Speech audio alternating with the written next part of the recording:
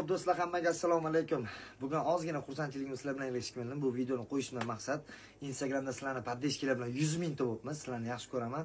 Biz endi klapishga otib, bunaqa qilib bayroqlar qilmaymiz. Qiyinchilikdan katta bo'lgan mashinaga ham surprizdan zo'r chiqadi. Sizlarni yaxshi ko'raman. Har erkekning bordir tilog'ini. O'z so'zida turgan erkak mardi.